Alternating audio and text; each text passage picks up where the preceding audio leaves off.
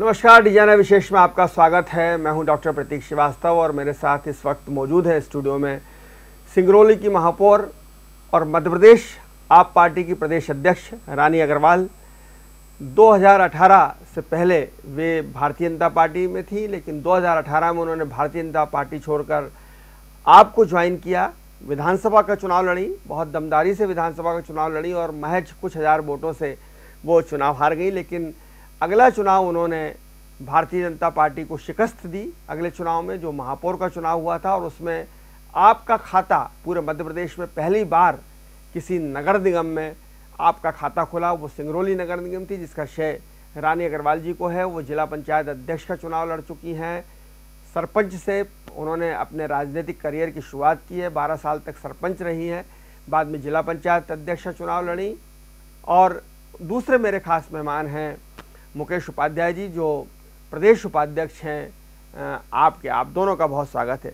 रानी जी, आपको मध्य प्रदेश का आप पार्टी का अध्यक्ष नियुक्त किया गया है, लेकिन जो मध्य प्रदेश की राजनीति है ये दो पार्टियों की राजनीति है। यहाँ पर आप देखें तो कांग्रेस और भाजपा, सपा ने भी कोशिश की, बसपा ने भी कोशिश की, लेकिन इन पार्टियों को कोई बहुत ज़्यादा जनता ने स्थान नहीं दिया।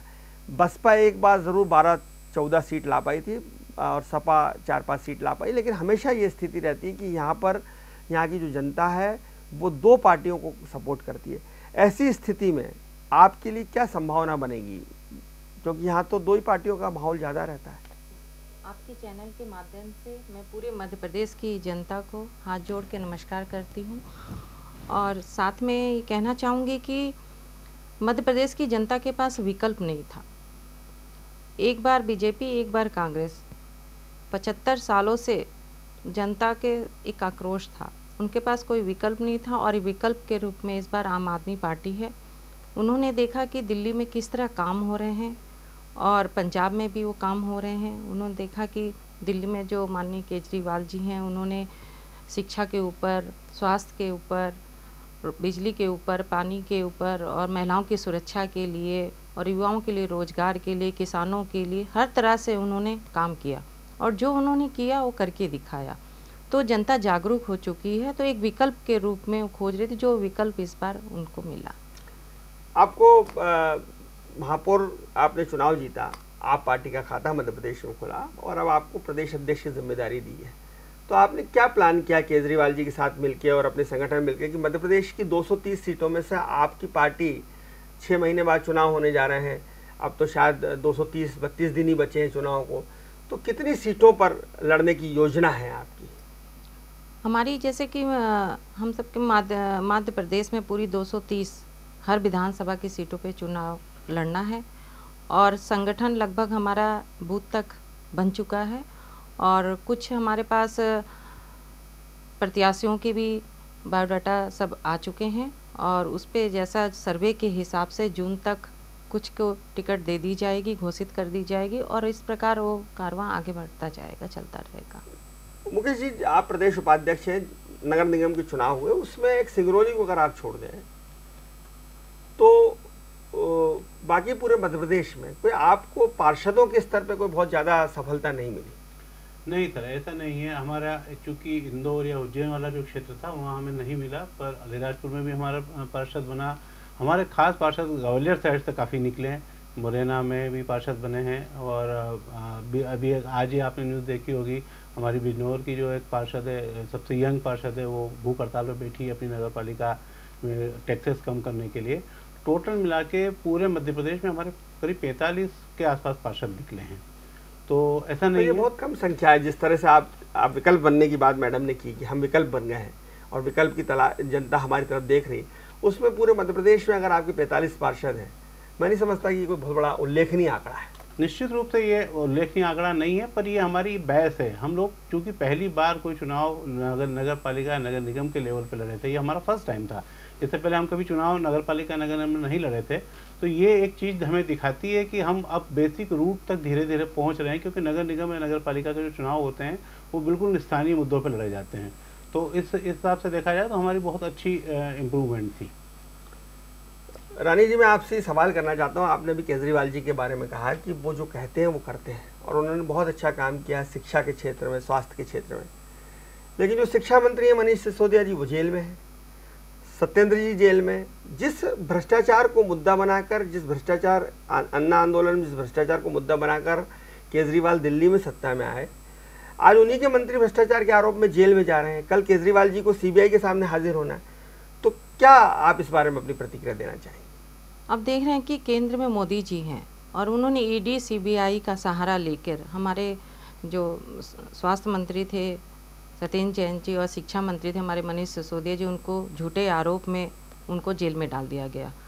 और आप बता रहे जैसे कि समन आया हुआ है, तो समझ रहे हैं कि सब क्योंकि वो आम आदमी पार्टी से डर गई है। आम आदमी पार्टी का जो 10 साल में आज हमारी राष्ट्रीय पार्टी बन गई और जो ग्राफ इतना ऊपर तक पहुंच गया है, तो सिर्फ जो केंद्र में बैठी सरकार है उनको सिर्फ आम आदमी पार्टी से डर लगता है। तो उन्होंने सीबीआई को, ईडी को और सब नेताओं को, हमारे जो पार्षद हैं सबके ऊपर इनका इतना दबाव बना दिया है और इन सब चीज़ों के लिए कि आज वो समन भेज रहे हैं, जेल में डाल रहे हैं हमारे नेताओं को। तो एक प्रकार से वो डरी हुई है केंद्र में बैठी सरकार। तो मध्य प्रदेश में कमलनाथ कांग्रेस के बड़े लीडर हैं और शिवराज सिंह चौहान बीजेपी के बड़े लीडर हैं। शिवराज जी तो लगभग 19 साल से मध्य प्रदेश के मुख्यमंत्री हैं। कमलनाथ जी केंद्र में बड़े बड़े मंत्रियों मंडल में बड़े पदों पर रहे हैं। ऐसी स्थिति में ये जो दिग्गज नेता हैं इनका मुकाबला रानी अग्रवाल कैसे करेंगे? आप तो उनके सामने जो मैं अगर ये कहूँ कि राजनीतिक अनुभव में, आयु में और हर लिहाज से बहुत छोटी हैं, तो इन दिग्गजों से आप पार्टी के अध्यक्ष हैं, सामने कमलनाथ जी हैं और शिवराज जी हैं, इनसे मुकाबले के लिए आपकी रणनीति क्या है? आपकी मुकाबला देखिए नेताओं से नहीं होता है, काम से होता है। और दिल्ली में वो काम हम लोग ने करके दिखाया, वो जनता जान रही है। तो जनता एक विकल्प काम को देखती है और काम वो मध्य प्रदेश में हुआ नहीं है। आप देखिए ना अच्छे यहाँ पे स्कूल है, ना अच्छे कोई हॉस्पिटल की व्यवस्था है, ना युवाओं के लिए कोई रोजगार की है, ना महिलाओं की सुरक्षा के लिए कुछ है और ना किसान भाइयों के लिए कुछ। तो आज तक कोई काम नहीं हुआ है। सिर्फ धरातल पे आज को कोई काम नहीं दिखाई देगा, सिर्फ घोषणा पे घोषणा होती रहती हैं। और ये जनता जागरूक हो चुकी है, ये जान चुकी है। तो जनता एक विकल्प में एक मौका केजरीवाल जी को जरूर देगी। केजरीवाल जी थोड़ी मुख्यमंत्री बनेंगी, यहाँ तो आप मुख्यमंत्री बनेंगी ना। नहीं, अभी ऐसा नहीं। जो राष्ट्रीय नेतृत्व है उनके अनुसार, और आप सब जानते हैं कि हमने जो चयन हुआ था मुख्यमंत्री जी का पंजाब में या वहाँ पे गोवा में या गुजरात में, तो जनता तय करती है और राष्ट्रीय नेतृत्व तय करता है। मैं पंजाब का जिक्र आया तो मुकेश जी आप सवाल करना चाहता हूँ कि पंजाब में आपकी सरकार आने के बाद और मान साहब की सरकार आने के बाद खालिस्तानी गतिविधियां बढ़ी। जिस तरह से अमृतपाल को छुड़ा कर ले गए, अमृतपाल के समर्थकों को पुलिस थानों पर हमला कर और खालिस्तानी छुड़ा कर ले गए, अमृतपाल अभी तक पकड़ा नहीं जा सका है। यह आपकी सरकार की विफलता है। और जो खालिस्तान आंदोलन समाप्त हो गया था, खत्म हो गया था भारत से, कनाडा में चल रहा था, इंग्लैंड में चल रहा था, वो छोड़ दीजिए। भारत में जिसका नामोनिशान मिट गया था, वो आपकी पार्टी की सरकार आने के बाद पंजाब में वो पुनर्जीवित हो गया है। इसके लिए आप कितने जिम्मेदार? ये बिल्कुल गलत है। खालिस्तान आंदोलन किसी भी हालत में पाकिस्तान में हमारे यहाँ पर पंजाब में किसी भी हालत में पुनर्जीवित नहीं हुआ था। कोई एक आदमी कोई एक बात को लेके यदि शुरू हो जाता है, और आप देखिए कि पुलिस ने वो मैटर कितनी अच्छी तरह से हैंडल किया था। जब अमृतपाल अभी तक नहीं पकड़ा गया, ऐसा हैंडल किया? नहीं, मैं आगे की बात कर रहा हूँ। उससे पहले जो हुआ था, जब वो एक पूरा गुरु ग्रंथ साहिब को लेके थाना गए थे, इसीलिए कि कहीं उत्साह में आके पुलिस वाले कुछ गलत एक्शन ले लें और उसके अगेंस्ट वो उस चीज़ को पूरी तेज़ी से फैला दें। ये चीज़ जो हैंडल की है वो बहुत अच्छी तरीके से हैंडल की है। जहाँ तक सवाल उठता है अमृतपाल का पकड़ने का, पर पूरे जो टीम थी उनके साथ की, वो पूरी टीम गिरफ्त में है। अमृतपाल जरूर बाहर है, पर फिर भी आप यदि दूसरे मौके पे भी देखेंगे तो कानून और व्यवस्था वहाँ बहुत अच्छी हुई है। खासकर आप देखेंगे कि जो ड्रग्स के अगेंस्ट जो पंजाब पुलिस ने काम किया है, जिस हिसाब से ड्रग्स का पूरा माफिया ख़त्म किया है, जिसके कारण पूरा पंजाब परेशान था, वो बहुत ही अच्छा है। एक पर्टिकुलर मामले में एक पर्टिकुलर यदि अमृतपाल कहीं भाग गया है तो उससे हम पूरा कानून व्यवस्था या खालिस्तान आंदोलन से नहीं जोड़ सकते। रानी जी, मध्य प्रदेश में क्या चुनावी मुद्दे होंगे? आप पार्टी किन बातों को लेकर चुनाव में जाएगी? युवाओं को भी लुभाना है, महिलाओं को लुभाने के लिए देखिए शिवराज जी ने घोषणा की है कि लाडली बहना योजना सबको 1-1 हज़ार रुपये मिलेंगे। कमलनाथ जी कह रहे हैं कि वो 500 रुपये में गैस सिलेंडर देंगे और वो सरकार में आ गए तो बहनों को 1500 रुपये देंगे। आपके पास ऐसी क्या स्कीम है कि बहनों को, युवाओं को, किसानों को लुभाने के लिए आप पार्टी क्या करने वाली है? अब देख रहे हैं कि हमने दिल्ली में भी अपनी बहनों के लिए, युवाओं के लिए, सभी के वर्ग को लेके उसके अनुसार काम हुआ है, और उसी वर्ग को यहाँ पे हर वर्ग को लेके जो काम होंगे मध्य प्रदेश से, उन कामों को लेकर एक एक कार्यकर्ता घर घर तक पहुँचेंगे। क्योंकि कार्यकर्ता, नेता, कोई जो चुनाव लड़ता है तो कोई नेता नहीं, सिर्फ कार्यकर्ता चुनाव लड़ते हैं। और जो मुद्दे हैं यहाँ के, आप देख लीजिए, जीएसटी कहाँ पहुँच गई है, महंगाई कहाँ पहुँच गई है, पेट्रोल डीजल के दाम कहाँ पहुँच गए हैं। और युवा भाइयों को उन्होंने बोला था कि युवाओं को हम रोज़गार देंगे, आज रोज़गार कहाँ मिल रहे हैं। तो ये इन सब चीज़ों को लेकर, किसान के लिए देख लीजिए, आज मजदूर भाई को लीजिए, पेंशन को लीजिए, अति शिक्षक, जो भी जितने भी होंगे मध्य प्रदेश के जितने, उन मुद्दों को लेकर अभी अपना सब कुछ राष्ट्रीय नेतृत्व के अनुसार एजेंडा बनेगा, और उसी मुद्दों को लेकर, उन कामों को लेकर हम घर घर तक पहुँचेंगे। ओके सर, एक आपके पास बहुत अच्छे मुद्दे हैं। दिल्ली में बहुत अच्छी गवर्नमेंट आपने दी है, रिपीट भी आपकी गवर्नमेंट हुई है। पंजाब के बारे में तो नहीं बोल सकता, लेकिन दिल्ली में आपने गवर्नमेंट अच्छी दी है। खासकर स्कूल में आपने अच्छा काम किया, स्वास्थ्य में आपने अच्छा काम किया, मोहल्ला क्लिनिक्स खोले हैं आपने। लेकिन चुनाव जीतना केवल काम के दम पे चुनाव नहीं जी जाते। चुनाव जीतने के लिए एक फोर्स चाहिए, चुनाव जीतने के लिए एक संगठन चाहिए, चुनाव जीतने के लिए आपको बूथ मैनेजमेंट चाहिए। और आज तो विवेक तनखा साहब ने कह ही दिया है कि चुनाव जीतने के लिए जो संसाधनों की जरूरत पड़ती है वो कांग्रेस में सिर्फ कमलनाथ के पास है, पैसा भी है और हेलीकॉप्टर भी है। तो आपके पास पैसा और हेलीकॉप्टर कहाँ है? नहीं, ये इस हिसाब से मैं बिल्कुल किसी हालत में एग्री नहीं हूँ कि पैसा और संसाधन ही चुनाव जीतने के लिए होते हैं। ये हमारे पास कभी नहीं थे। ना हमने दिल्ली में चुनाव लड़े तब भी नहीं थे, पंजाब में चुनाव लड़े तब भी नहीं थे, अभी गुजरात के अंदर भी हम लोगों ने चुनाव किया, तो उतना संसाधन ना बीजेपी के बराबर या कांग्रेस के बराबर नहीं है हमारे पास में।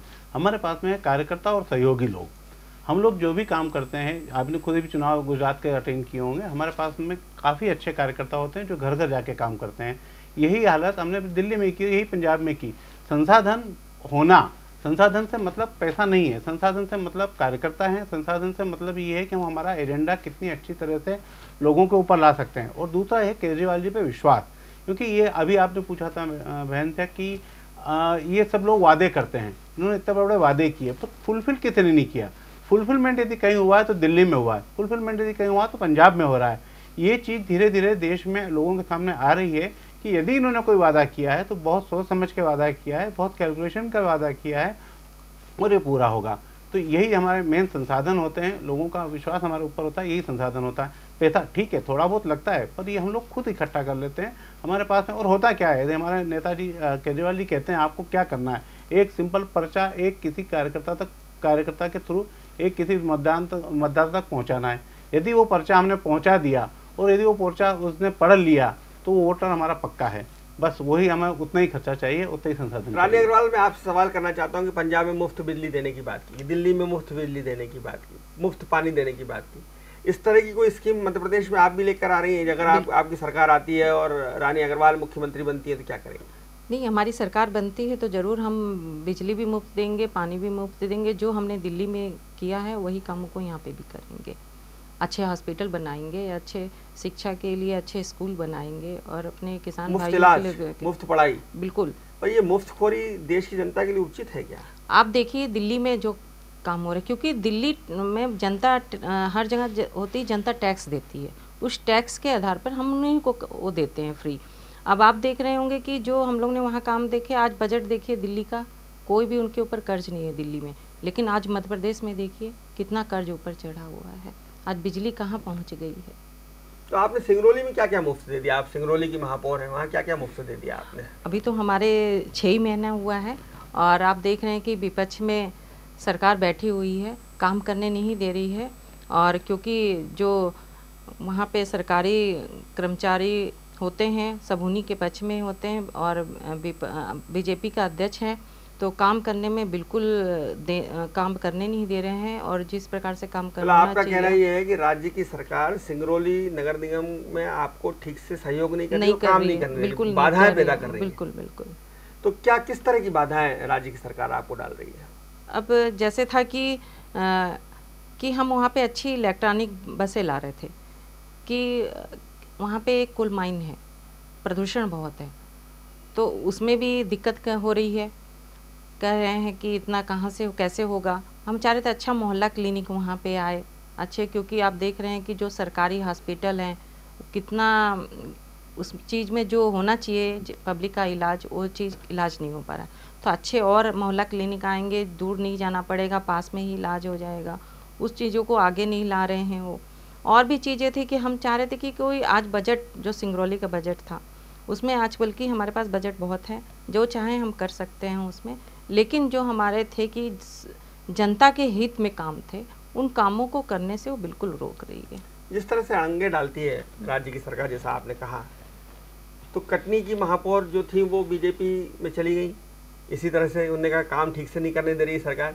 कहीं ऐसा तो नहीं होगा कि रानी अग्रवाल भी परेशान हो गई कि चलिए बीजेपी में चलते हैं, काम तो कर पाएंगे, चलिए आए बीजेपी में, क्योंकि आपकी भी जड़ें तो बीजेपी में है, 2018 तो आप बीजेपी में थे, आपका परिवार बीजेपी बैकग्राउंड का है, तो कहीं घर वापसी तो नहीं हो जाएगी? जड़ किसी की पार्टी से नहीं होता है और काम वो आम आदमी पार्टी में जो काम होता है वो आम आदमी पार्टी में ही होता है। और आपको बताना चाहूँगी कि जो भी संघर्ष होता है आम आदमी पार्टी में, वो जानते हैं हम सब कार्यकर्ता कि किस प्रकार संघर्ष करना है और किस प्रकार अपना काम करना है। आप देख रहे होंगे कि दिल्ली में अरविंद केजरीवाल जी को भी काम करने नहीं दिया जा रहा था, उन्होंने किस प्रकार लड़ाई लड़ के काम किया। हाँ, एलजी से ही लड़ते बिल्कुल हम लोग काम हुआ ना, इसी प्रकार हम लोग भी करेंगे काम, इसी प्रकार आगे। वापस नहीं जाएंगे? नहीं, बिल्कुल नहीं। तो अगला चुनाव फिर लड़ेंगे? इस जन्म में तो नहीं जाएंगे, आगे जाएंगे। हाँ, हम तो हिंदुस्तानी लोग हैं, भारतीय लोग हैं, सनातन धर्म में 7 जन्मों में विश्वास रखते हैं। बिल्कुल। क्या अगला चुनाव रानी अग्रवाल आम पार्टी से विधायक के लड़ेंगी? आप पिछला चुनाव लड़ी थी 2018 में, 3000 वोटों से आप हार गई, तो इस बार फिर से आप विधायक का चुनाव लड़ना वाली है? अभी तो जनता ने बहुत बड़ा दायित्व दिया है और जैसा भी राष्ट्रीय नेतृत्व का आदेश होगा उसी प्रकार से आगे बढ़ेंगे। बहुत धन्यवाद रानी जी, बहुत धन्यवाद मुकेश जी इस तमाम चर्चा के लिए। रानी अग्रवाल बहुत आत्मविश्वास के साथ ये कह रही हैं कि जो केजरीवाल की छवि है और जो उनके काम है दिल्ली में, और जिस तरह से कार्यकर्ता बेस्ट ये पार्टी है, मुकेश जी ने भी कहा कि कार्यकर्ता के दम पर हम चुनाव जीतने वाले लोग हैं, तो निश्चित रूप से अभी ये कहना जल्दबाजी होगी कि मध्य प्रदेश में केजरीवाल या उनकी पार्टी कुछ दम दिखाएगी, अपनी उपस्थिति दर्ज कराएगी, लेकिन जिस तरह से रानी अग्रवाल ने सिंगरौली में बाजी पलटी है, उसके बाद ये तो कहना ही पड़ेगा कि अगर भारतीय जनता पार्टी और कांग्रेस आपको हंसी खेल समझ रही है तो ये उसकी बहुत बड़ी भूल होगी, क्योंकि आप वो पार्टी है जिसने पंजाब में और गुजरात में अपनी दमदार उपस्थिति दर्ज कराई है। इसलिए वक्त है कांग्रेस और भाजपा के लिए कि उन्हें आपको लेकर सतर्क और सजग हो जाना चाहिए, वरना आप जो है वो राजनीतिक समीकरण कभी भी और कहीं भी बिगाड़ सकती है। देखते रहिए डिजाइनर न्यूज़, खबरों का सिलसिला जारी रहेगा। नमस्कार।